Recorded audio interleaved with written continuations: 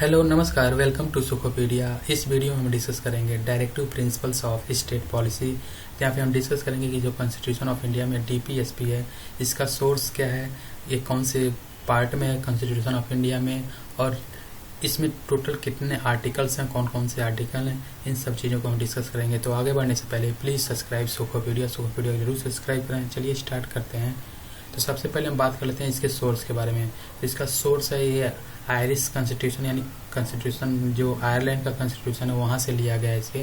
तो आयरलैंड का जो कॉन्स्टिट्यूशन है उसका आर्टिकल 45 में दिया गया है डीपीएसपी, तो वहाँ के कॉन्स्टिट्यूशन से लिया गया है। कहाँ के?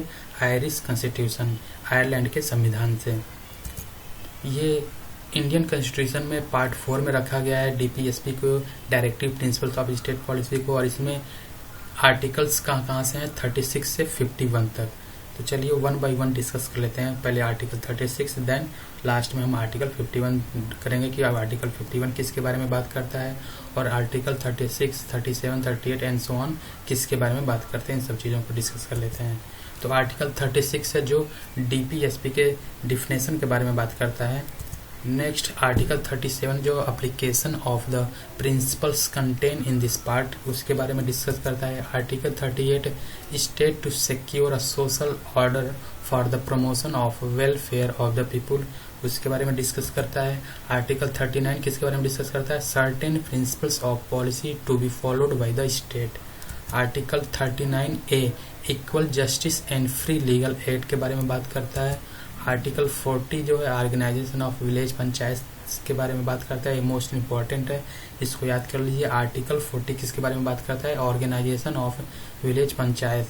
और आर्टिकल 38 भी मोस्ट इंपॉर्टेंट है, इसको भी आप देख सकते हैं। State to secure social order for the promotion of welfare of the people. Next article 41 right to work to education and to public assistant in certain cases.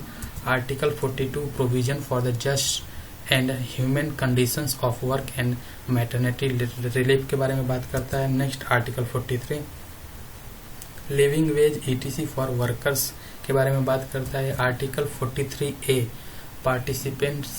Participations of workers in management of industry बात करता है। Next article 43B promotions of cooperative societies के बारे में discuss करता है।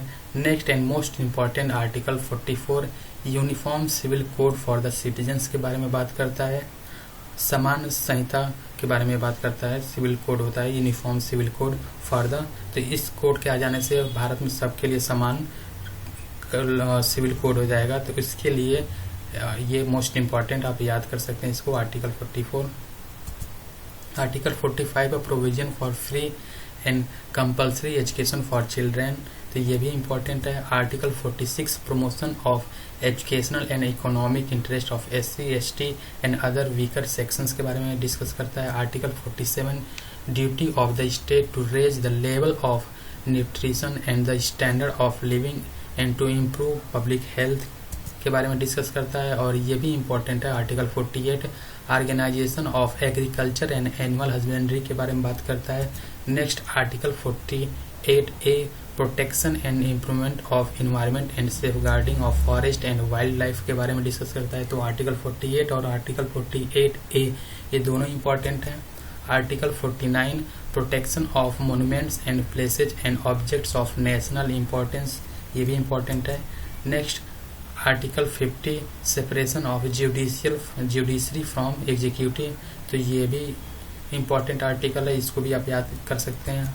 And last one article 51 promotion of international peace and security, तो जो लास्ट आर्टिकल है ये भी इम्पोर्टेंट है। आर्टिकल 51 जो पार्ट 4 में मतलब डीपीएसपी में जो लास्ट आर्टिकल है, article 51 promotion of international peace and security.